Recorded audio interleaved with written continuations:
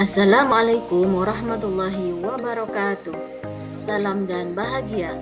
Pada video kali ini, saya akan memaparkan mengenai aksi nyata modul 1.4 Diseminasi Budaya Positif oleh Miss Yati SPD, calon guru penggerak angkatan 10 dari Kabupaten Probolinggo.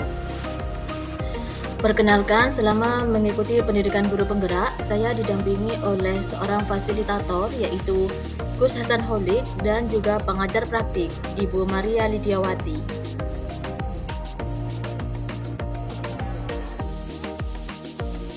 Latar belakang rancangan aksi nyata.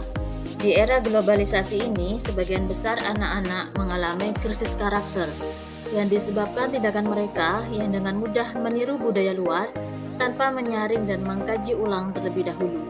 Untuk itu, kita sebagai pendidik perlu menerapkan kembali budaya positif pada anak-anak, dengan harapan mereka mampu menyaring dampak negatif dari budaya luar tersebut dan membentuk karakter murid sesuai dengan profil pelajar Pancasila.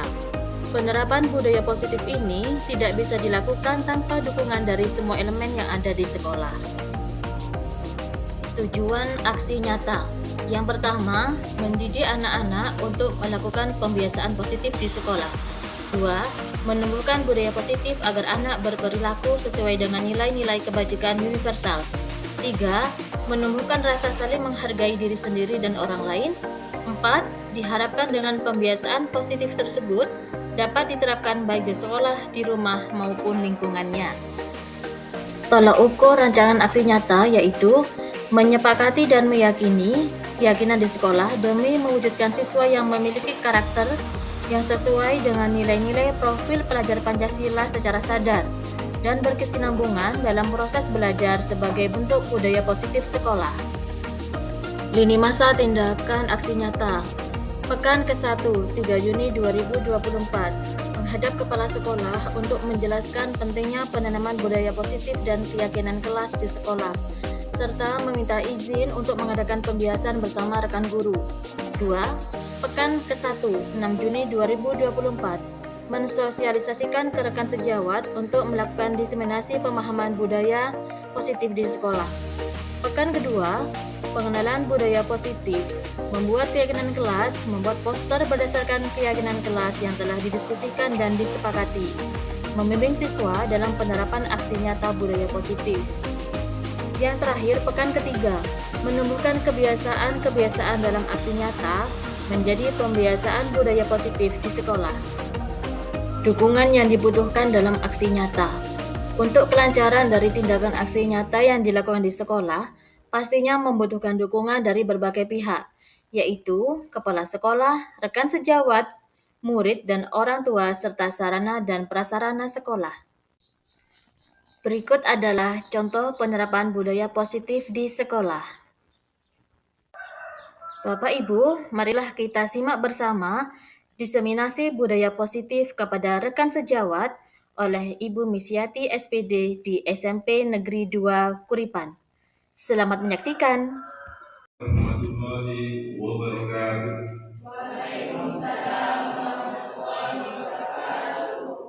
Selamat pagi, salam sejahtera, sehat senantiasa buat kita semua. Amin, amin, ya rabbal alamin. Yang terhormat Ibu Kepala Sekolah SMP Negeri 2 Kuripan, yang terhormat segenap sivitas akademika SMP Negeri 2 Kuripan, dan segenap hadirin komite dan penyelenggara pendidikan SMP Negeri 2 Kuripan yang sangat saya banggakan. Pertama-tama, marilah kita panjatkan puji syukur kehadiran Allah Subhanahu wa Ta'ala karena berkat limpahan rahmat, taufik serta hidayahnya sehingga kita senantiasa masih dalam lindungan. Kedua kalinya, sholawat dan salam marilah kita haturkan pada junjungan kita Nabi besar Nabi Muhammad Sallallahu Alaihi Wasallam, karena berkat beliaulah kita bisa membedakan mana perbuatan yang baik dan mana perbuatan yang tercela. Ketiga kalinya saya ucapkan terima kasih kepada kepada segenap hadirin, Ibu Kepala Sekolah, Bapak dan Ibu Guru segenap sivitas akademika SMP Negeri 2 Kuripan dalam pertemuan yang akan kami kemas, yaitu diseminasi modul 1.4 budaya positif. Hal ini terselenggara oleh segenap sivitas akademika dari SMP Negeri 2 Kuripan, yaitu oleh Ibu Wisjati SPD sebagai calon guru penggerak angkatan 10. Alhamdulillah beliau mewakili SMP Negeri 2 Kuripan, sehingga di tengah-tengah kita beliau akan mendiseminasikan modul 1.4 yaitu budaya positif. Hadirin yang sangat saya banggakan, untuk menyusul acara pada pagi hari ini, marilah acara pagi hari ini kita buka dengan suratul Fatihah bersama-sama. Ila hadratin Nabi Mustafa Muhammad sallallahu alaihi wasallam, sayyidulillah wal Fatihah.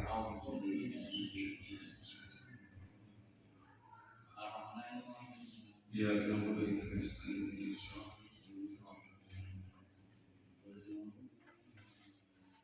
terima kasih. Untuk acara yang kedua, sekat bersiring dari Ibu Kepala Sekolah SMP Negeri 2 Kuripan kepada Ibu Titin Sumartini SSMPD, waktu kami haturkan.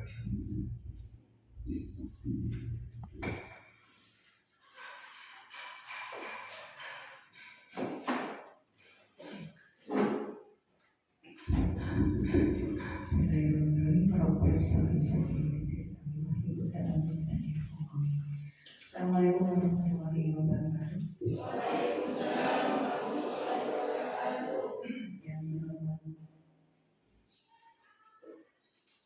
Wakil Kepala SMP Negeri 2 Kuripan, yang saya hormati Ibu Wisjati sebagai narasumber dari kegiatan diseminasi modul 1.4 budaya positif calon guru penggerak angkatan 10.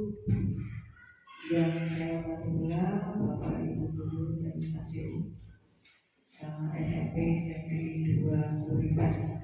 Puji syukur alhamdulillah kita berdoa kepada Allah Subhanahu wa taala, bagi kita diberi nikmat sehat, diberi nikmat sehat untuk menghadiri undangan dari Ibu Wisjati dalam rangka mendiseminasikan apa yang beliau dapatkan selama di pendidikan guru penggerak angkatan 10. Salam dan salam tidak lupa salam kita kepada junjungan kita Nabi Muhammad SAW yang telah membawa kita ke jalan yang telah berjalan di dalam Islam yang rahmatan lil alamin. Bapak Ibu sekalian, tidak banyak yang ingin saya sampaikan, hanya mari kita ikuti diseminasi ini karena saya yakin banyak sekali ilmu-ilmu positif yang bisa kita terapkan demi kemajuan SMP Negeri 2 Kuripan. Nanti akan banyak ilmu, akan banyak pengalaman-pengalaman baru, wawasan-wawasan baru yang akan panjenengan semua dapatkan dari apa yang dipaparkan oleh Ibu Wisjati nanti. Karena ini sebagai bekal nanti untuk mendidik putra-putri kita sesuai dengan apa yang diharapkan oleh Ki Hajar Dewantara. Karena paradigma mengajar, paradigma mendidik putra-putri kita, mendidik siswa itu sudah tidak sama lagi dengan paradigma lama. Jadi banyak paradigma baru yang harus Bapak Ibu pahami supaya nanti apa yang dicita-citakan beliau, yaitu sekolah yang menerapkan merdeka belajar, itu akan terrealisasi dengan baik. Dari siapa? Ya kita mulai dari diri kita dulu. Dari diri kita sendiri dulu, baru nanti akan tertularkan kepada anak didik kita, tertularkan kepada semua rekan sejawat kita. Insya Allah kalau semuanya menerapkan apa yang sudah dipaparkan oleh Ibu Wisjati nanti insya Allah Merdeka Belajar itu akan terwujud dari SMP Negeri 2 Kuripan. Mari kita sama-sama semua sivitas akademika dari SMP Negeri 2 Kuripan ini membangun ambience atau atmosfer belajar yang nyaman, well-being siswa. Well-being siswa itu artinya kita menciptakan atmosfer komunitas sekolah itu yang nyaman bagi semua warga sekolah. Warga sekolah itu dimulai dari siapa? Dari kita, anak didik kita. Semua yang ada di SMP Negeri 2 Kuripan itu adalah warga sekolah. Mari kita libatkan bersama-sama, kita bangun bersama-sama SMP Negeri 2 Kuripan ini menjadi sekolah yang merdeka belajar. Itu Bapak Ibu yang bisa saya sampaikan. Saya mohon Bapak Ibu nanti mengikuti dengan seksama apa yang akan disampaikan atau dipaparkan oleh Ibu Misyati. Kita tanamkan dalam otak kita baik-baik. Nanti kita akan laksanakan kita mulai dari diri kita dulu, kemudian ke warga sekolah di semester di semester 1 diajar tahun ajaran 2024-2025. Bismillah, dengan bergandeng tangan kita semua pasti bisa mewujudkannya. Dengan cara Bismillah, kegiatan diseminasi oleh Ibu Misyati kita mulai. Semoga nanti ke depan akan diberi kelancaran dan manfaat bagi kita semua. Demikian yang bisa saya sampaikan. Bila sudah selesai, Assalamualaikum warahmatullahi wabarakatuh.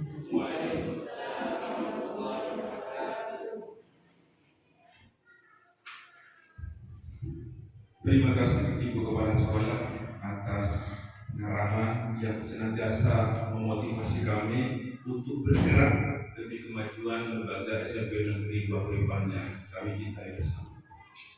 Baik, selanjutnya yaitu pemaparan terkait modul 1.4 yaitu budaya positif. Namun hari ini akan disampaikan oleh Ibu Misyati SPD sebagai calon guru penggerak angkatan 10.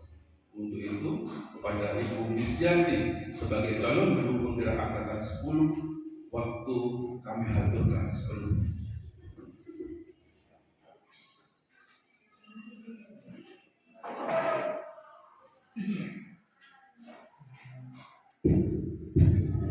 Bismillahirrahmanirrahim. Assalamualaikum warahmatullahi wabarakatuh. Yang terhormat Kepala SMP Negeri 2 Kuripan, Ibu Titin Sumartini SSMPD. Yang saya hormati Bapak Ibu Guru beserta staf TU SMP Negeri 2 Kuripan. Alhamdulillah pada pagi hari ini bisa terselenggara diseminasi modul 1.4 budaya positif. Jadi Bapak Ibu, perkenalkan saya berdiri di sini karena memenuhi tugas yaitu sebagai calon guru penggerak angkatan 10 dari Kabupaten Probolinggo. Bapak Ibu perlu diketahui bahwasanya selama menempuh pendidikan guru penggerak ini saya belajar secara daring dan secara luring. Jadi secara daring saya didampingi oleh seorang fasilitator yaitu Gus Hasan Holid, dan untuk belajar luring saya didampingi oleh pengajar praktik yaitu Ibu Maria Rijawati. Jadi saya berdiri di sini untuk memenuhi salah satu tugas dalam modul 1.4. Kemudian Bapak Ibu, adapun agenda kita tadi sudah dilalui. Yang pertama tadi pembukaan, kemudian pembahasan atau diseminasi modul 1.4 mengenai budaya positif dan nantinya adalah penutup. Baik Bapak Ibu, sebelum saya lanjutkan untuk diseminasi ini, ada baiknya kita ice breaking dulu. Jadi untuk biar fokus Bapak Ibu mengikuti pembahasan ini.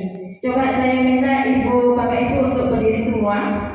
Nanti lakukan gerakan seperti saya ya sambil bernyanyi. Kalau misalkan anak TK nyanyi naik ke puncak gunung tinggi sekali, Bisa ya? Ya. Naik, naik ke puncak gunung, tinggi sekali.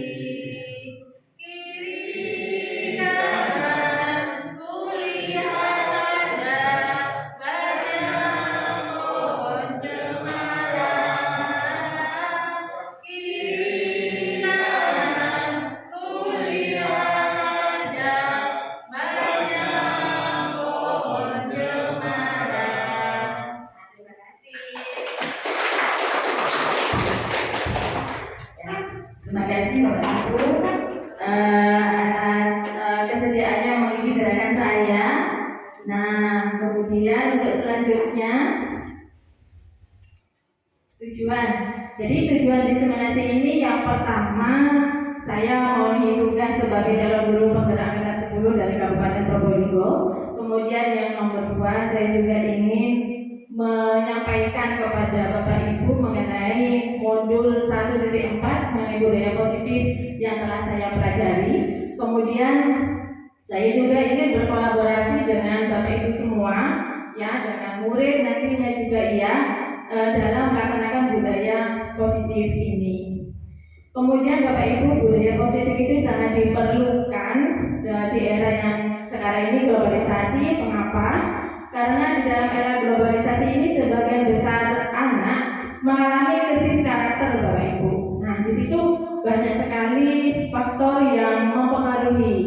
Di antaranya karena mereka tidak bisa menyaring budaya luar yang masuk ke kita, ke Indonesia. Apalagi di sini di Probolinggo, kalau misalkan kita filter anak itu tidak bisa, berarti nanti budaya luar itu akan ditiru oleh mereka secara mentah.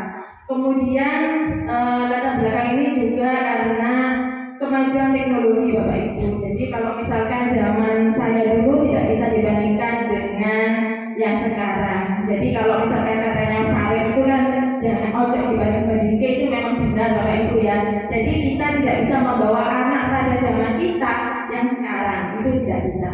Ya, jadi memang harus ada perubahan di dalam cara kita mengajar, kemudian perubahan di sekolah juga. Nah, dari sini kira-kira budaya positif itu apa? Nah, selama ini kan kita sudah mendengar budaya positif begitu Bapak Ibu ya. Jadi budaya positif itu nilai-nilai dan kebiasaan-kebiasaan di sekolah yang berpihak pada peserta didik agar mereka dapat berkembang menjadi pribadi yang kritis, penuh hormat dan tanggung jawab. Jadi di sini nilai-nilai dan kebiasaan sekolah yang berpihak pada murid, Bapak Ibu.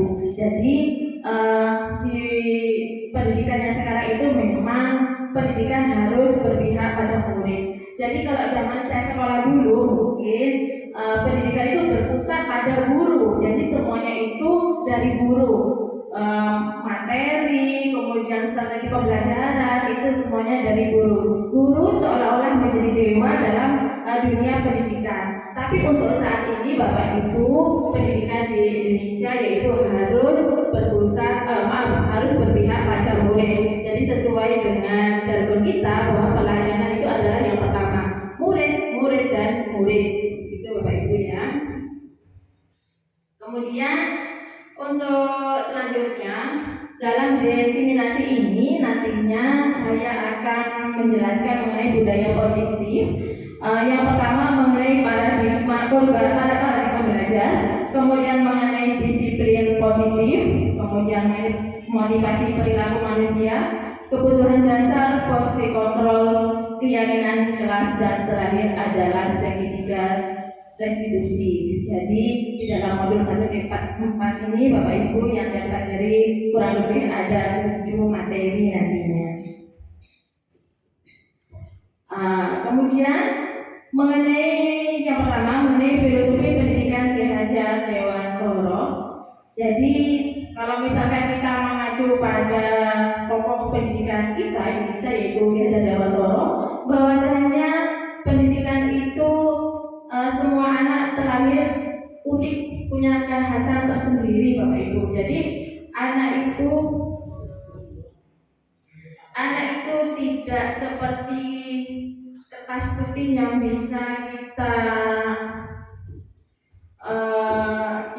tulis sendiri, begitu tidak bisa, karena memang anak terlahir memiliki keunikan dan keahliannya masing-masing. Jadi kita harus menghormati itu.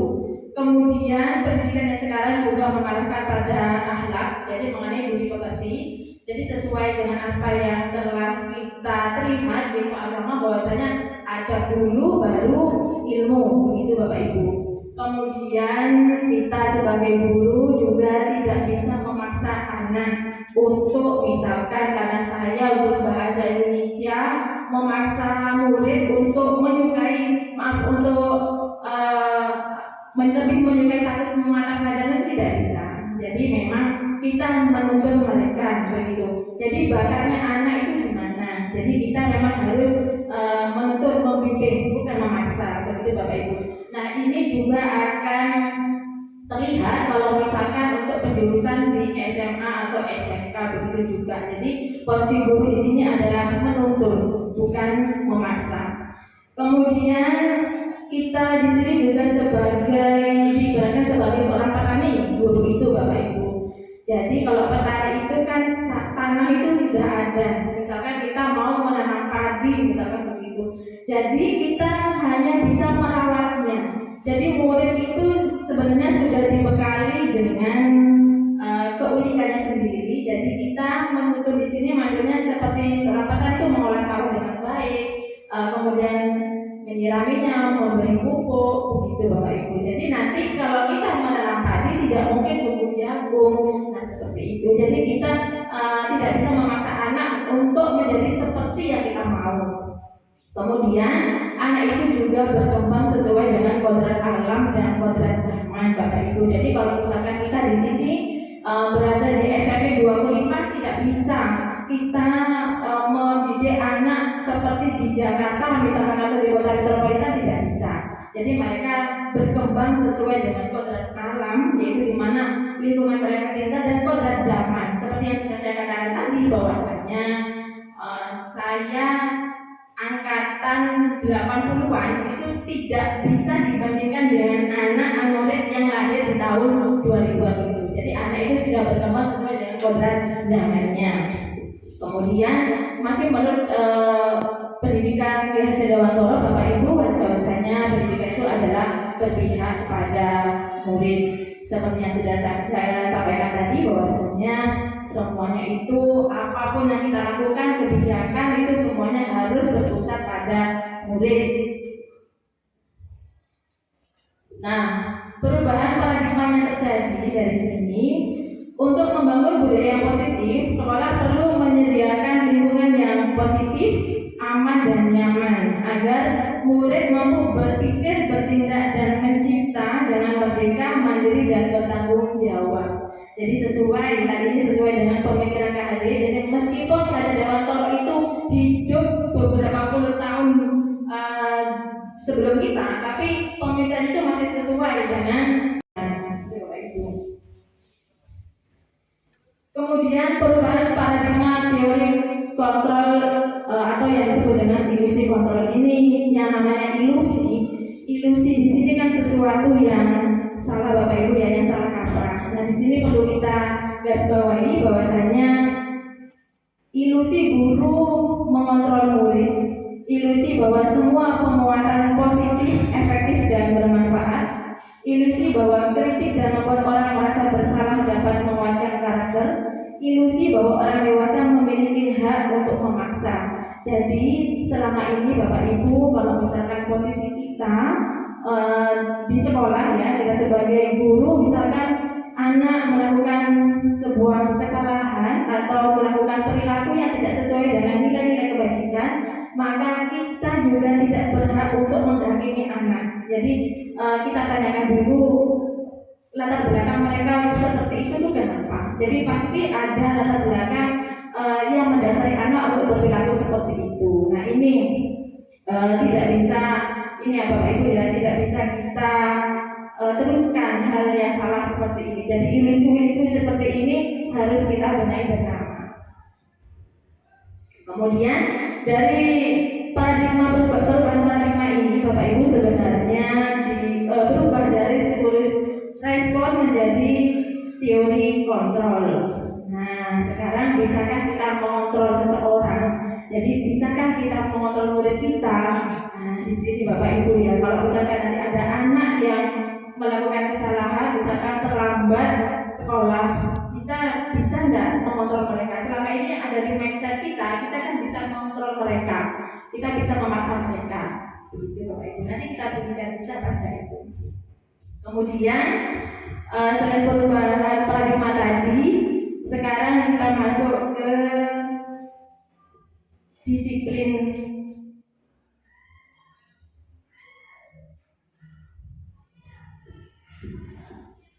Mengenai disiplin.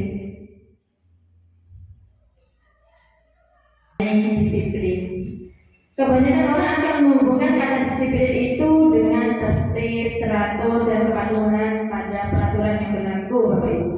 Nah, juga disiplin itu seringkali dihubungkan dengan hukuman. Padahal itu sungguh berbeda, Bapak Ibu ya. Karena belajar tentang disiplin positif itu tidak harus dengan memberikan hukuman. Justru hukuman itu merupakan langkah terakhir nantinya kalau misalkan apa yang sudah kita lakukan itu tidak bisa mengubah perilaku anak. Nah, dalam budaya kita, kata disiplin dimaknai menjadi sesuatu yang dilakukan seseorang pada orang lain untuk mendapatkan kepatuhan. Kita cenderung menghubungkan kata disiplin dengan ketidaknyamanan. Nah, di dalam melakukan disiplin ini Bapak Ibu, kadang kita itu dipengaruhi oleh beberapa faktor. Nah, ini berhubungan dengan motif perilaku manusia. Motif perilaku manusia itu Bapak Ibu dibagi menjadi dua, yaitu motivasi ekstrinsik dan motivasi intrinsik. Kalau misalkan motivasi ekstrinsik namanya ekstrinsik Bapak Ibu ya. Jadi kalau misalkan ekstrinsik itu berarti motivasi kita berasal dari luar, ya, bisa berasal dari lingkungan kita dan teman kita begitu. Sedangkan kalau misalkan motivasi intrinsik ini berasal dari dalam diri kita sendiri, yaitu kita dengan sadar melakukan perubahan, misalkan begitu Bapak Ibu. Nah, apa saja motivasi ekstrinsik itu? Yang pertama, untuk menghindari ketidaknyamanan atau hukuman. Nah, bisa kita pikir sendiri Bapak Ibu, kalau misalkan nanti anak anak melakukan sesuatu, misalkan dia memakai sepatu setiap hari mulai dari jam ke-0 sampai nanti pulang sekolah. Nah, itu dimotivasi oleh apa Bapak Ibu? Itu. Jadi motivasinya ekstrinsik atau intrinsik. Nah, motivasi ekstrinsik ini kan masih dibagi menjadi dua. Yang pertama, untuk menghindari ketidaknyamanan. Oh, karena anak itu takut dihukum, misalkan takut sama wakil kesiswaan, takut sama Pak Suno misalkan. Nah, itu merupakan salah satu contoh dari motivasi ekstrinsik Bapak Ibu. Kemudian yang kedua, untuk mendapatkan imbalan dari orang lain atau dari lembaga kita. Misalkan anak itu mematuhi peraturan yang datang paling pagi, misalkan nanti dapat stiker bintang, misalkan begitu. Nah, ini kan juga berasal dari motivasi dari luar Bapak Ibu. Seumpama misalkan Bu Isyati yang memberikan stiker bintang itu tidak hadir di sekolah karena izin, misalkan bisa jadi nanti anak itu akan melanggar. Nah, ini salah satu kekurangan dari motivasi ekstrinsik karena berasal dari luar. Kemudian sedangkan kalau motivasi intrinsik itu sudah berasal dari dalam dirinya sendiri. Jadi untuk menghargai diri sendiri, menjadi pribadi yang sesuai dengan harapan kita, sesuai dengan nilai-nilai yang kita yakini. Nah, ini tugas kita Bapak Ibu. Jadi ini tugas kita untuk menuntun murid ya. Jadi untuk menuntun murid, membimbing mereka, memberikan arahan agar berperilaku sesuai dengan nilai-nilai kebajikan yang dimilikinya dan termotivasi dari dirinya sendiri. Mereka melakukan itu dengan sadar begitu Bapak Ibu. Jadi tidak ada takut karena dihukum, ingin mendapatkan imbalan, ingin mendapatkan pujian begitu. Itu mengenai motivasi perilaku manusia. Kemudian untuk selanjutnya, keyakinan kelas, hukuman dan penghargaan Bapak Bapak Ibu. Nah ini nanti perbedaannya. Mengapa tidak peraturan saja? Mengapa harus keyakinan kelas? Bapak Ibu, antara keyakinan kelas dan peraturan itu berbeda. Makanya dari tadi saya mengatakan keyakinan kelas bukan peraturan atau tata tertib kelas. Karena kalau yang dinamakan dengan peraturan atau tata tertib itu hanya satu arah. Misalkan itu berasal dari sekolah atau hanya guru yang menentukan. Kalau misalkan nanti anak melanggar peraturan ini namanya hukuman. Nah seperti itu.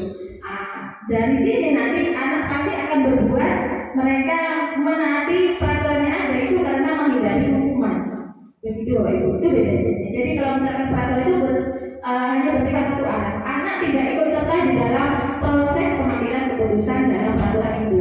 Sedangkan kalau misalkan keyakinan kelas, nah kalau misalkan keyakinan kelas itu kita melibatkan murid. Bukankah tadi di pemikiran PHD itu mengatakan bahwa pendidikan itu berpihak kepada murid. Nah, jadi dalam keyakinan kelas itu kita mengajak murid untuk membuat kesepakatan belajar, kesepakatan kelas. Ya, jadi mereka itu maunya seperti apa? Kalau misalkan nanti mereka tidak melakukan sesuai dengan apa yang sudah disepakati, konsekuensinya apa? Begitu Bapak Ibu. Jadi bukan hukuman fisik atau verbal kemudian disuruh lari lapangan sebanyak 10 kali misalkan seperti itu, tidak seperti itu Bapak Ibu. Itu mengenai keyakinan kelas. Ya, jadi antara hukuman dan penghargaan itu berbeda. Tapi kalau misalkan nanti Bapak Ibu berkendara begitu, kemudian mengapa kita kok harus memakai helm? Kalau misalkan kita jalan-jalan, ya kalau depan tidak apa-apa. Tapi kalau misalkan kita ke kota tidak memakai helm, nah nanti kita akan bisa ditilang karena melanggar peraturan lalu lintas. Itu beda lagi. Jadi itu namanya peraturan. Kita kan tidak diajak oleh pemerintah, tidak diajak oleh negara untuk membuat peraturan seperti itu, Bapak Ibu. Itu mengenai keyakinan kelas, hukuman dan penghargaan. Kemudian saya perjelas kembali bahwasanya keyakinan kelas adalah nilai-nilai kebajikan atau prinsip-prinsip universal yang disepakati bersama secara umum, lepas dari latar belakang murid Bapak Ibu. Jadi tidak peduli dia itu agamanya apa, kemudian berasal dari mana, itu tidak, tapi itu berlaku secara universal. Nah ini juga berhubungan dengan motivasi yang tadi. Jadi dengan adanya keyakinan kelas yang dibuat oleh Bapak Ibu bersama murid nantinya, harapannya bahwasanya mereka itu dapat menumbuhkan motivasi intrinsik. Jadi motivasi dari dalam diri mereka sendiri Bapak Ibu.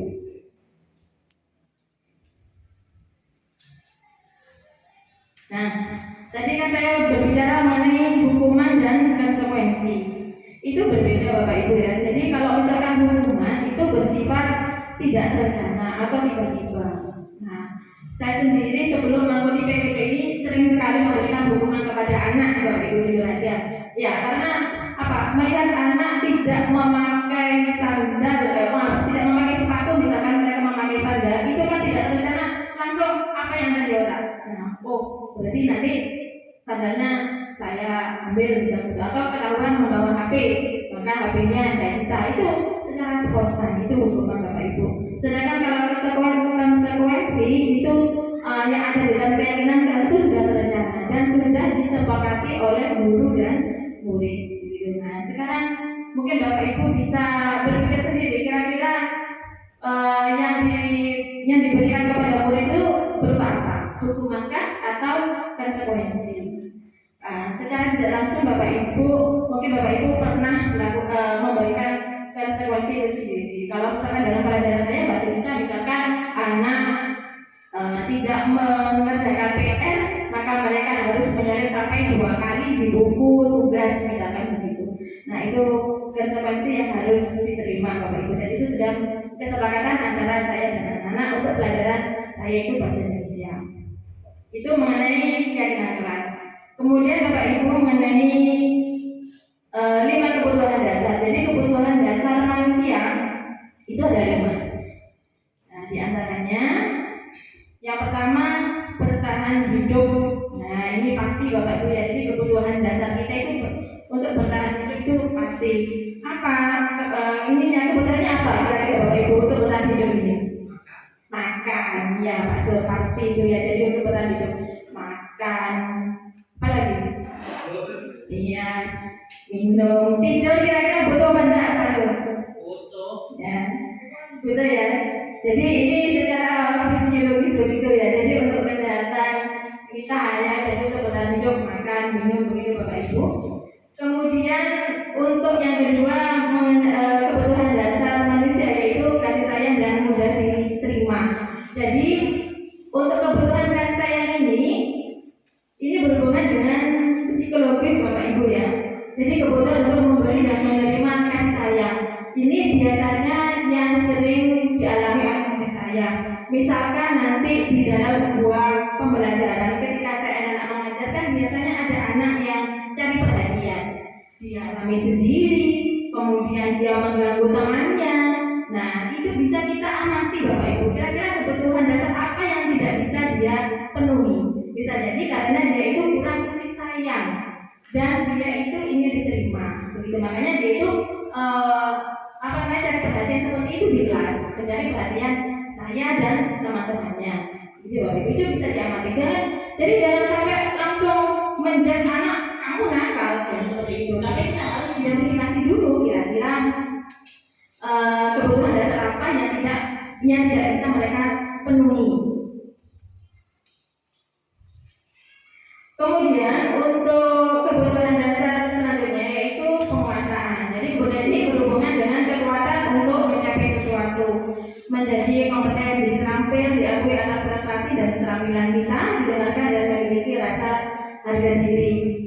Misalkan begini, ada murid yang pendiam Bapak Ibu ya. Jadi dia sebenarnya bisa. Kalau misalkan mengerjakan tugas itu nilainya bagus, tapi di dalam kelas dia itu kan pendiam, ya tidak sama dengan temannya. Tapi ketika ujian nilainya paling bagus. Nah ini bisa jadi anak itu butuh diberi kesempatan untuk unjuk gigi Bapak Ibu. Jadi diberi kesempatan untuk menunjukkan bahwa dia itu bisa. Langsung tunjuk saja. Coba Alex misalkan begitu, kerjakan di depan. Ketika dia itu bisa mengerjakan berarti dia itu lambat laun akan berubah. Itu karena ada kebutuhan dasar yang tidak bisa dia penuhi yaitu mengenai penguasaan atau kekuasaan.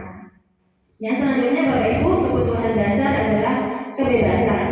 Anak-anak dengan kebutuhan kebebasan yang tinggi menginginkan pilihan. Mereka perlu banyak bergerak, suka mencoba, tidak terlalu terpengaruh orang lain dan senang mencoba hal baru dan menarik.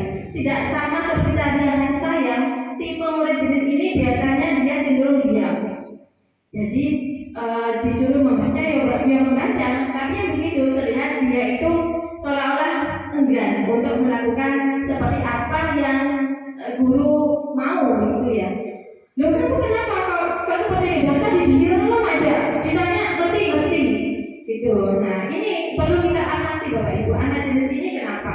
Ya jadi kebutuhan dasar apa yang tidak dia peroleh. Bisa jadi dia itu bosan Bapak Ibu. Jadi dia mendengar strategi pembelajaran yang lain. Jadi tidak menyalahkan muridnya. Kita juga harus mawas diri. Kita juga harus bisa bercermin kira-kira strategi pembelajaran yang kita lakukan itu sudah beragam apa tidak. Kok anak ini seperti ini gitu. Jadi dia mendengar kebebasan. Bukan pendidikan yang sekarang kan harus pembelajaran berdiferensiasi. Jadi harus disesuaikan dengan bakat dan minat murid. Kemudian untuk kebutuhan dasar selanjutnya yaitu kesenangan Bapak Ibu.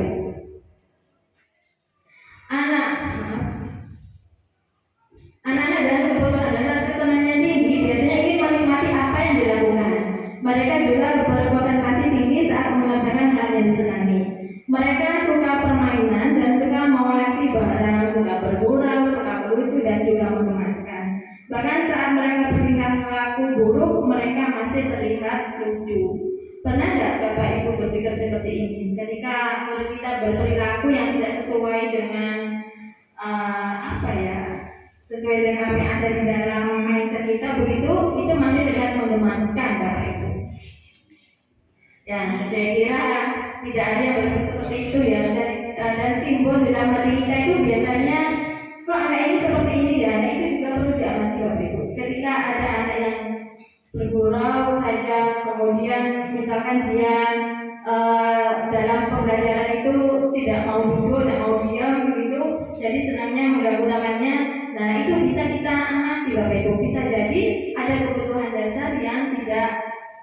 perolehannya tidak bisa dia penuhi. Jadi kebutuhan dari 5 kebutuhan dasar ini, jika siswa itu tidak bisa memenuhi dari 5 ini, bisa 1 atau lebih dari 1, maka akan menimbulkan perilaku yang tidak sesuai dengan nilai-nilai kebajikan, atau dalam mudahnya itu dalam bahasa kita itu menyimpang, jadi melanggar itu maksudnya. Itu Bapak Ibu. Jadi 5 kebutuhan dasar ini memang harus terpenuhi. Itu Bapak Ibu. Ini tugas kita Bapak Ibu untuk menuntun mereka supaya mereka itu menjalankan posisinya sebagai murid yang baik. Nah, itu mengenai kebutuhan dasar. Untuk poin yang kelima yaitu mengenai posisi kontrol. Bapak Ibu, 5 posisi kontrol restitusi ini sebenarnya berlaku bukan hanya untuk kita sebagai seorang guru, tapi juga semua orang tua. Ya, jadi kalau misalnya kita kelompokkan 5 posisi kontrol restitusi itu ada 5. Yang pertama sebagai penghukum, yang kedua pembuat rasa bersalah, yang ketiga teman, yang keempat pemantau, dan yang kelima adalah manajer. Bapak Ibu, untuk penghukum ini biasanya langsung menghakimi anak kalau dia itu melanggar. Misalkan saat upacara bendera ada anak terlambat datang. Kamu kok terlambat? Kenapa? Sudah sana, langsung di lapangan menghadap ke timur. Nah, misalkan begitu Bapak Ibu, itu namanya tipe penghukum. Anak tidak ditanya dulu sebabnya apa, gitu. Ya, itu 5 posisi kontrolnya. Yang pertama adalah penghukum. Kemudian yang nomor 2 pembuat rasa bersalah. Nah, pembuat rasa bersalah ini biasanya kalau misalkan ngomong sama murid itu dengan nada yang datar Bapak Ibu. Misalkan ada anak yang terlambat, misalkan Widi terlambat masuk kelas misalkan ya. Jadi mau merasa bersalah. Widi, kenapa kamu itu kok terlambat terus masuk sekolah nih? Kamu tidak kasihan sama apa kamu dulu? Nah, seperti itu. Jadi itu mau merasa bersalah. Itu Bapak Ibu ya. Jadi berbeda dengan hukum yang tadi itu. Nah, bisa kita amati sendiri, sudah kita rasa sendiri kira-kira posisi apa yang sering kita lakukan. Kemudian yang ketiga sebagai teman. Nah, sebagai teman di sini ya kita memperlakukan murid seperti seorang teman dulu kita. Nah, di sini kita ada plus minusnya Bapak Ibu ya. Jadi plusnya anak itu bisa melakukan ininya kepada kita, masalahnya apa. Tapi minusnya, kekurangannya itu nanti anak malah tambah melunjak begitu Bapak Ibu. Jadi untuk posisi yang teman. Sedangkan untuk pemantau di sini juga sama seperti tadi yang penghukum hampir sama, tetapi dalam pemantau ini tidak membentak, tidak marah, hanya memastikan bahwa anak ini memang melanggar kesepakatan yang sudah ada. Kemudian pemantau ini juga memastikan anak ini misalkan berarti kamu nanti harus membersihkan kamar mandi. Nah, itu pemantau juga harus memantau, harus mengawasi anak ini. Gitu. Jadi tidak boleh ditinggal Bapak Ibu. Jadi jangan sampai Bapak Ibu memberikan konsekuensi yang harus diterima tapi ditinggal, jangan seperti itu. Ya, kemudian posisi kontrol yang terakhir, jadi posisi kontrol paling ideal yaitu sebagai manajer. Ini yang diharapkan Bapak Ibu. Bapak Ibu semuanya diharapkan nantinya menjadi manajer, posisinya sebagai manajer. Jadi kita bertanya dulu kepada anak, kira-kira kenapa latar belakang anak kok terlambat itu kenapa? Keyakinan apa yang kamu langgar? Kesepakatan apa yang sudah kamu langgar? Kira-kira kamu itu maunya bagaimana? Jadi ini win-win solution Bapak Ibu. Jadi sama-sama enak gitu. Guru menang, murid juga menang gitu Bapak Ibu. Kemudian untuk yang terakhir mengenai segitiga restitusi. Restitusi adalah proses menciptakan kondisi bagi murid untuk memperbaiki kesalahan mereka sehingga mereka bisa kembali pada kelompok mereka dengan karakter yang lebih kuat. Itu Bapak Ibu mengenai restitusi. Masalah anak kita menerapkan ini segitiga restitusi.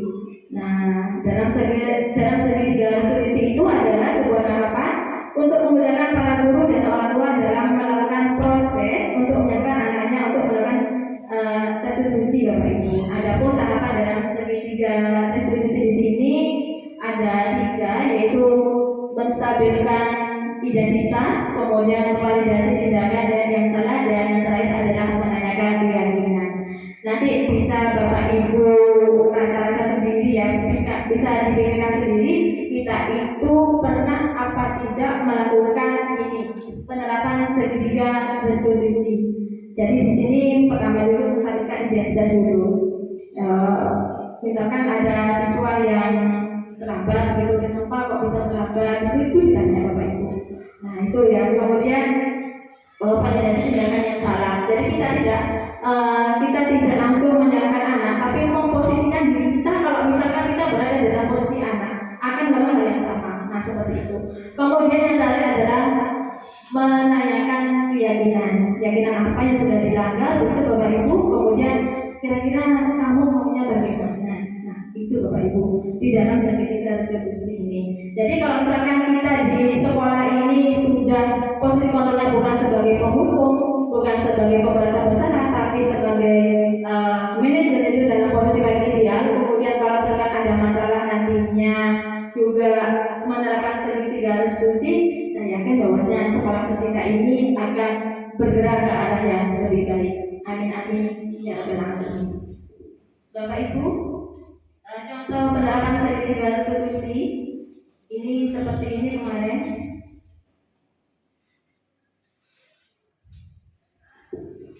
Saya terapkan kemarin. Jadi ada anak yang terlambat begitu. Kenapa? Saya tanyain bahwasanya dia terlambat bangun, jadi kesiangan begitu. Kenapa? Karena dia main HP. Nah, jadi kita memberikan ini penguatan juga bahwasanya siapa yang tidak boleh main HP boleh, tapi jangan terlalu malam. Kalau misalnya terlalu malam itu kan nantinya lalai begitu Bapak Ibu. Tidak kemudian keyakinan apa yang sudah dilanggar, dia sudah menunjukkan keyakinan apa yang sudah dilanggar di kelasnya itu. Nah, jadi harapannya bahwasanya nanti anak akan termotivasi secara intrinsik untuk berubah, tidak mengulangi kesalahan yang sama. Saya kira begitu Bapak Ibu mengenai ini diseminasi mengenai budaya positif yang telah saya pelajari. Untuk selanjutnya, waktu saya serahkan kembali kepada moderator. Terima kasih. Baik, terima kasih Ibu Misyati SPD Calon Guru Penggerak Angkatan 10 yang sudah melakukan pemaparan terkait modul 1.4 yaitu budaya positif yang sangat luar biasa, mendetail dan selalu memberikan gerakan kepada kita untuk senantiasa bergerak dan menggerakkan khususnya di SMP Negeri 2 Unipan tercinta ini. Baik, untuk selanjutnya yaitu saya akan melakukan sesi tanya jawab kepada segenap hadirin, kepada ibu guru semuanya. Untuk yang pertama atau sesi pertama saya buka dengan dua pertanyaan dari sesi pertama. Dari siapa dulu Bapak Ibu? Mungkin ada yang bertanya. Monggo Pak Suryono, dipersilakan. Assalamualaikum warahmatullahi wabarakatuh. Waalaikumsalam. Terima kasih moderator memberikan waktu kepada saya. Saya mau tanyakan masalah budaya positif. Yang saya tanyakan ke Bu Mis, budaya positif apa aja yang ada di sekolah ini yang Ibu Mis ketahui? Baik, terima kasih. Yang pertama yaitu budaya positif apa saja yang ada di sekolah. Nah, sebentar Bu Mis ya, jangan dijawab dulu. Kita masuk ke pertanyaan yang kedua. Monggo siapa? Bu, monggo Bu Novi, dipersilakan. Oke, langsung saja terima kasih kepada moderator sudah memberikan sedikit waktu buat saya untuk bertanya. Di sini saya akan bertanya tentang apakah selama ini Ibu sudah menerapkan budaya positif tersebut. Baik. Seperti itu. Apakah selama ini Ibu sudah menerapkan budaya positif? Artinya di lembaga. Bagaimana Bu Misyati? Sudah bisa untuk memaparkan dari pertanyaan kedua audiens kita yang luar biasa? Bisa. Monggo Bu aja. Terima kasih Pak Sur dan Mbak Novi atas pertanyaannya. Untuk pertanyaan yang pertama, budaya positif apa yang saya ketahui yang dilakukan di SMP Negeri 25. Ya, Bapak Ibu, sebelumnya di sekolah kita tercinta ini SMP Negeri 25 telah melakukan budaya positif, di antaranya ini ya yang sudah kita lakukan bersama mengenai pembiasaan di hari Jumat, Bapak Ibu. Jadi di situ kan ada Jumat takwa atau Jumat iman, kemudian ada Jumat kreasi dan Jumat gizi, kemudian ada Jumat bersih, itu Bapak Ibu ya. Kemudian ada Jumat sehat. Nah, itu salah satu kebiasaan yang sudah ada di SMP Negeri 25. Tinggal kita semuanya, sivitas akademika yang ada di sekolah tercinta ini harus menjaga keberlangsungannya. Jadi kita harus konsekuen terhadap apa yang sudah kita sepakati untuk melakukan pembiasaan positif itu agar nantinya menjadi budaya yang ada di SMP Negeri 25. Itu Pak Surya. Kemudian untuk pertanyaan yang kedua dari Pak Novi, bagus sekali. Apakah selama ini sudah menerapkan budaya positif? Ya.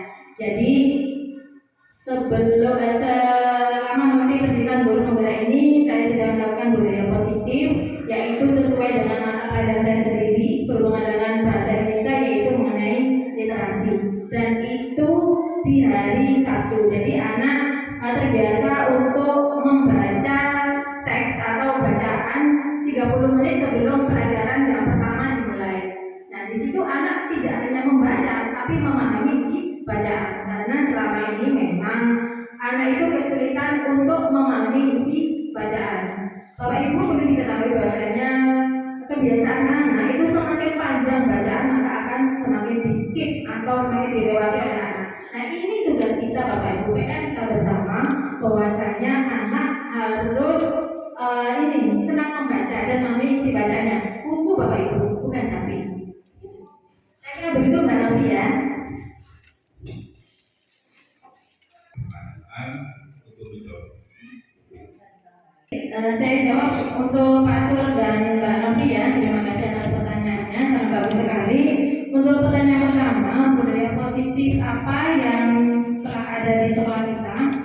Pak Sur, sebenarnya untuk budaya positif ini sudah dilakukan di sekolah kita, yaitu mengenai keyakinan kelas dan penerapan segitiga diskusi. Nah, keyakinan kelas ini sudah ada di kelas masing-masing, gitu Pak Sur. Kemudian untuk segitiga resolusi juga sudah dilakukan oleh sekolah kita, karena memang sekolah kita kan memiliki 2 guru penggerak.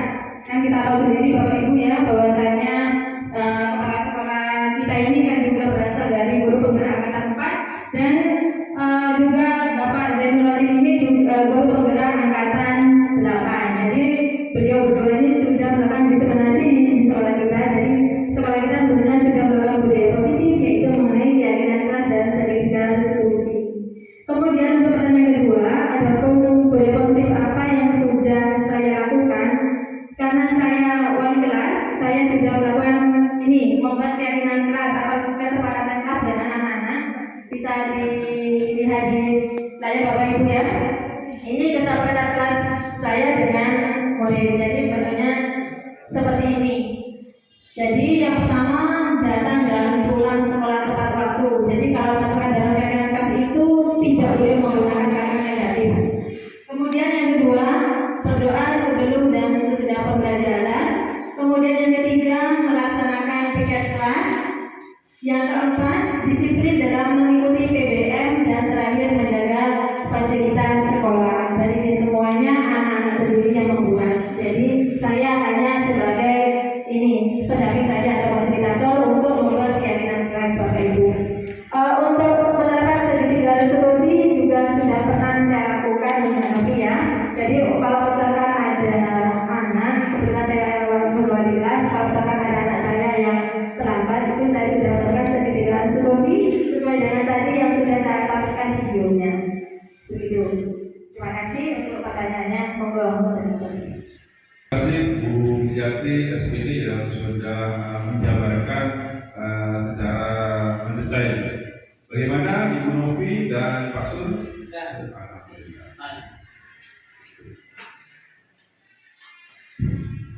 Selanjutnya yaitu pertanyaan pada sesi kedua.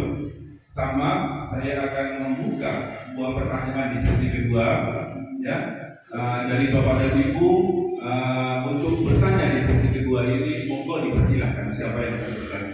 Oke, monggo Mbak Yuanika, silakan Mbak Yuanika.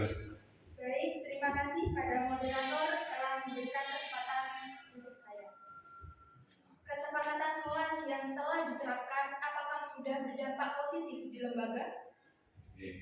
Seperti itu Bu Gusiati, kesepakatan yang sudah diterapkan apakah sudah berdampak positif tentunya di lembaga yang dimaksud. Baik, seperti itu yang pertama dari Mbak Yuanika. Mungkin ada lagi yang bertanya, harus bertanya ya. Baik, silakan Mbak Lufiana Ida Pratiwi, silakan. Terima kasih, mohon izin bertanya moderator. Pada 5 posisi kontrol, Ibu berada di posisi yang berapa? Mohon dijelaskan. Terima kasih. Pada 5 posisi kontrol, Ibu sudah berada di posisi yang mana? Seperti itu, Ibu bisa. Pertanyaan dari Mbak Lufiana Ida Pratiwi. Bagaimana Bu Gusiati, sudah siap untuk menjawab? Monggo silakan.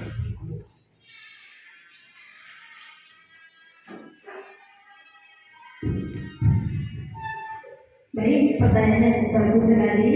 Untuk pertanyaan dari Ibu Yuanika, kesepakatan kelas yang telah diterapkan apakah sudah berdampak positif ke lembaga? Baik Bapak Ibu, sesuai dengan apa yang sudah saya katakan tadi, bahwasanya ini kesepakatan kelas yang telah saya buat dengan anak-anak pastinya berdampak positif kepada siswa.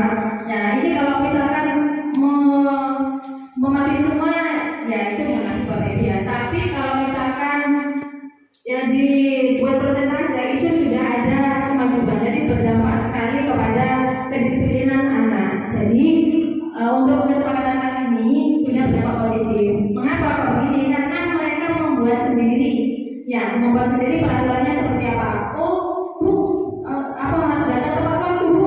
Tak boleh telat. Nah, misalnya begitu. Kemudian sama anak ditulis satu persatu begitu apa yang ada di pemikiran mereka. Begitu untuk Mbak Yuanika. Kemudian untuk pertanyaan yang kedua dari Ibu Lufiana. Dari 5 posisi kontrol yang sudah ada tadi, Ibu berada di posisi yang mana? Baik Bapak Ibu, jujur saja, karena di sini saya juga pengakuan dosa Bapak Ibu ya. Sebelum mengikuti pendidikan berpegawai ini, sebenarnya saya seringkali berada di posisi penghukum dan pembuat rasa bersalah Bapak Ibu. Ya, karena memang saya pribadi orang yang tidak bisa mengendalikan emosi. Jadi kalau misalkan ada anak apalagi membawa HP melanggar, begitu langsung. Jadi hukuman diberikan pada waktu itu juga, pada saat itu juga. Itu Bapak Ibu ya. Kemudian dengan nada yang agak meninggi memang dari biasanya. Begitu Bapak Ibu untuk penghukumnya. Tetapi setelah mengikuti pendidikan guru penggerak ini, karena memang itu tidak boleh dilakukan oleh seorang guru, maka saya mengubah posisi saya. Jadi di situ termotivasi. Jadi bahwasanya anak melakukan hal seperti itu, yang misalnya melanggar itu ada alasannya. Kira-kira apa alasannya? Itu dicari dulu, Bapak Ibu. Jadi untuk sekarang ini saya berusaha menjaga konsekuensi, menjaga ininya, keberhasilannya itu berada di posisi manajer dengan melakukan sertifikat konstitusi. Baik Ibu Gusiati, luar biasa. Bagaimana Ibu Yuanika dan Ibu Lufiana, sudah bisa dijawab atau sudah mewakili dari apa yang disampaikan oleh Ibu Gusiati? Alhamdulillah. Bapak dan Ibu, masih tersisa waktu. Saya buka sesi yang 3 pertanyaan saja. Ya, ada kan? Mungkin dari bapaknya? Siapa ya?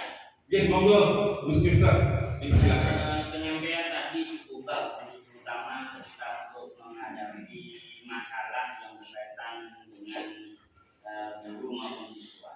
Nah, yang ingin saya tanyakan, bagaimana penerapan dari segi institusi itu di sekolah yang saya lakukan? Itu saja. Baik, terima kasih Gus Miftah. Bagaimana Ibu Gusiati untuk menjawabnya? Bisa? masih tetap semangat nih Bapak dan Ibu semua nih. Alhamdulillah.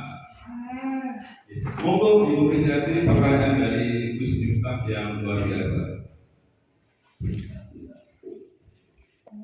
Baik, bagaimana penerapan segitiga restitusi di sekolah? Seperti yang sudah saya sampaikan di pertanyaan pertama tadi, bahwasanya di sekolah kita ini SMP Negeri Buah Keripan telah memiliki guru penggerak. Kalau saya ini kan masih calon Bapak Ibu ya. Jadi guru penggerak ini sebenarnya sudah melakukan diseminasi dan pembebasan kepada kita, kepada kami, terutama saya, begitu. Jadi menginspirasi sekali dalam menyelesaikan masalah. Tentu saja segitiga restitusi ini sudah dilakukan di sekolah kita. Nah, seperti tadi yang sudah saya lakukan kepada murid itu juga salah satu contoh dari segitiga restitusi. Jadi diawali dari menstabilkan identitas, kemudian validasi tindakan yang salah, dan adalah menanyakan keyakinan. Jadi posisi kita di situ dalam segitiga restitusi adalah sebagai manajer. Jadi kita meminta anak untuk bertanggung jawab pada apa yang telah mereka lakukan. Jadi posisi saya di sini bukan sebagai penghukum atau pembuat asal bersalah lagi, tapi sebagai manajer. Kalau misalkan kita sudah berada di posisi paling ideal, Bapak Ibu, saya juga berharap juga seperti itu, Bapak Ibu nantinya berada di posisi yang ideal, yaitu sebagai manajer dengan melakukan ini segitiga restitusi. Jadi kita tidak boleh langsung menghakimi anak bahwa kami itu salah, tidak Bapak Ibu, tapi kita harus mencari tahu dulu latar belakang apa yang mendasari mereka melakukan hal seperti itu.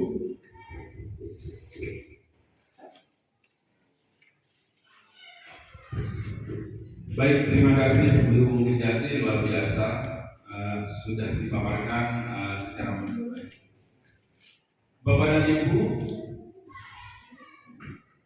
yang sudah disampaikan oleh Ibu Kristiati, bagaimana sudah mewakili? Sudah mewakili Pak. Jadi bisa kita terima apa ya dari jawaban dari Bu Kristiati tentang penerapan restitusi sekolah. Terima kasih untuk Bu Kristiati. Terima kasih kembali, alhamdulillah. Terima kasih Gus Miftah yang luar biasa. Bapak dan Ibu, ini telah tiba di sesi refleksi kegiatan. Pada refleksi kegiatan ini kepada Ibu Kristiati SPD, monggo mau dikemas seperti apa, kami persilakan Ibu Kristiati.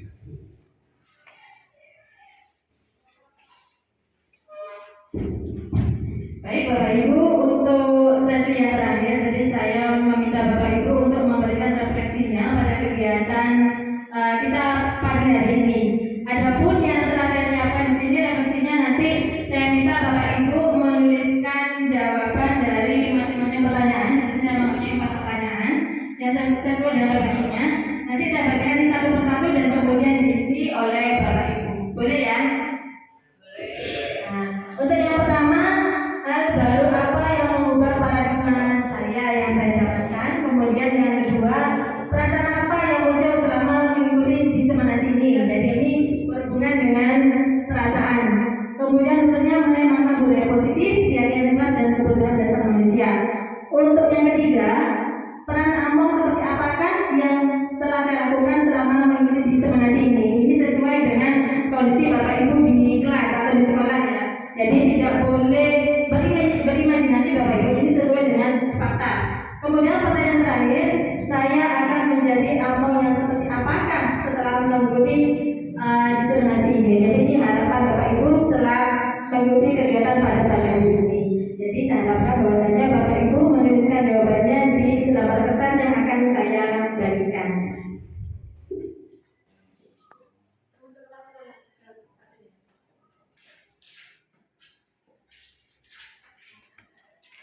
Ditulis sesuai dengan kondisi yang sebenarnya.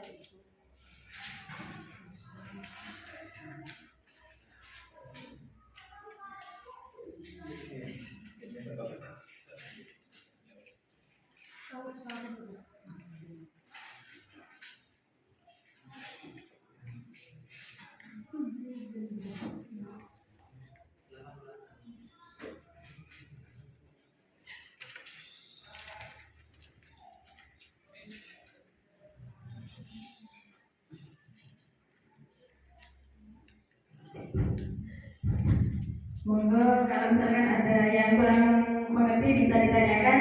Ini 5 menit, Kaset, moderator, boleh? Ya, silakan bisa dimulai dari sekarang Bapak Ibu. Monggo. Refleksi sudah diterima Bapak Ibu, terima kasih atas refleksi yang digunakan. Untuk pada hari ini saya kira refleksi ini sudah cukup sampai di sini. Saya mengucapkan terima kasih atas perhatian dan kesediaan Bapak Ibu untuk mengikuti acara diseminasi pada pagi hari ini dengan baik. Jadi saya berharap bahwasanya budaya positif ini nantinya bisa diteruskan dalam waktu yang sangat lama untuk di SMP 24 agar sekolah kita nantinya menjadi sekolah yang profesional baik di masyarakat maupun di luar Probolinggo Bapak Ibu. Juga nantinya saya berharap bahwasanya Bapak Ibu yang ada di sekolah ini bisa menjadi agen perubahan untuk dunia pendidikan selanjutnya. Terus bergerak dan menggerakkan. Terima kasih. Assalamualaikum warahmatullahi wabarakatuh.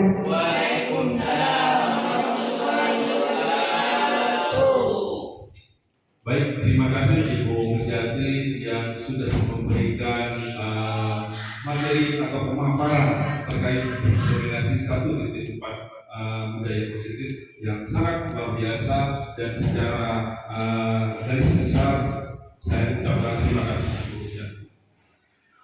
Menginjak kepada acara yang terakhir, yaitu doa.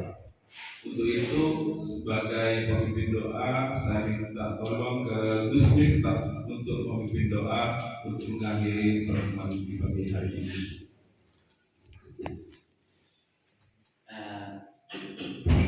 Assalamualaikum warahmatullahi wabarakatuh. Agar supaya kegiatan ini tetap berlanjut, jadi kegiatannya mungkin ini masih ya, karena akan dilanjut kegiatan-kegiatan berikutnya, langkah-langkah selanjutnya dan penerapan dalam program untuk inisiasi ke depannya. Marilah kita tutup dengan doa agar supaya kedepannya jauh lebih baik dan tambah semakin baik dan bergerak ke arah yang diridhoi Subhanahu wa ta'ala. Ila qadri as-salih al-fatihah.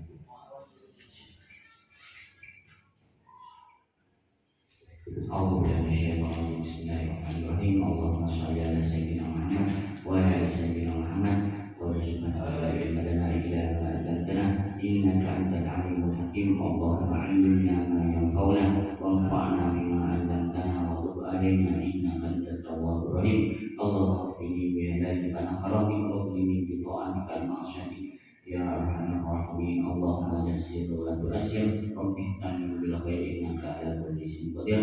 Rabbana zalamna anfusana wa illam taghfir lana wa tarhamna lanakunanna minal khasirin. Rabbana atina fid dunya hasanah wa fil akhirati hasanah wa qina adzabannar. Subhana rabbika rabbil izzati amma yasifun wa salamun alal mursalin walhamdulillahi rabbil alamin.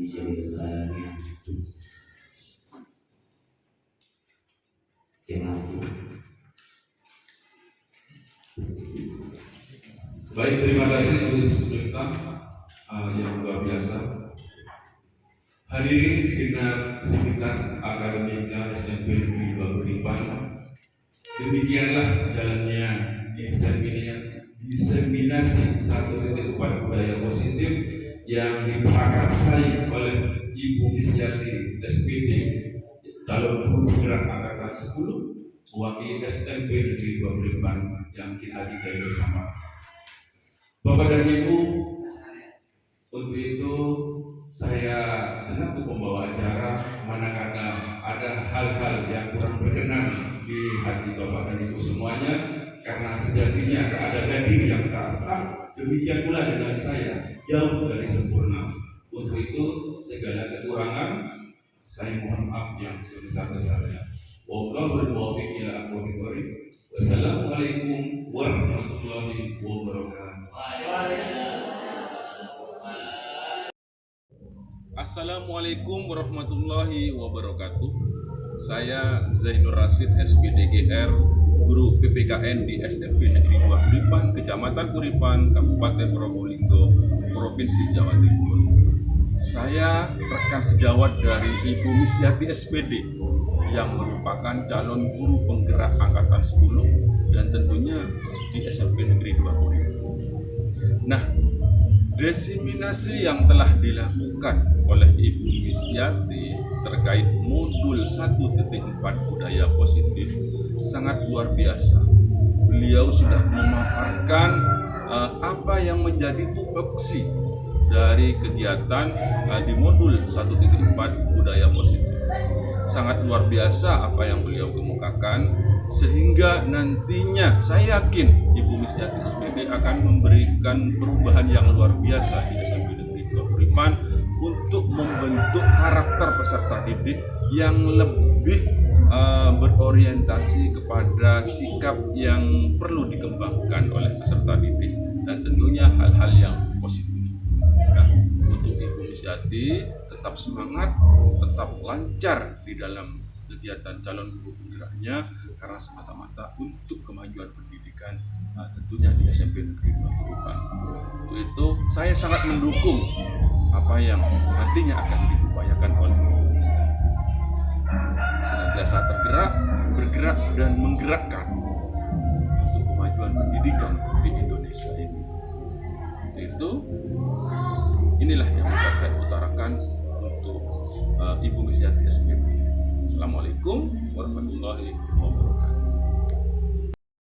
Assalamualaikum warahmatullahi wabarakatuh. Nama saya Anaya Risa Salsabila Rahmadani, kelas 8. Saya senang sekali belajar dengan Ibu Misyati. Kami mengetahui banyak hal, diantaranya membuat keyakinan kelas. Ibu guru membimbing kami dengan sangat telaten mulai dari peraturan sampai menjadi keyakinan kelas. Saya berharap dengan adanya keyakinan kelas ini, kelas kami lebih disiplin lagi. Terima kasih Bu Misyati. Semangat. Wassalamualaikum warahmatullahi wabarakatuh. Assalamualaikum warahmatullahi wabarakatuh. Nama saya Muhammad Rais, kelas 8. Saya senang sekali belajar dengan Ibu Misyati. Kami mengetahui banyak hal, diantaranya membuat keyakinan kelas. Ibu guru membimbing kami dengan sangat telaten, mulai dari peraturan sampai menjadi keyakinan kelas. Saya berharap dengan adanya keyakinan kelas ini, kelas kami lebih disiplin lagi. Terima kasih Ibu Misyati. Semangat. Assalamualaikum warahmatullahi wabarakatuh.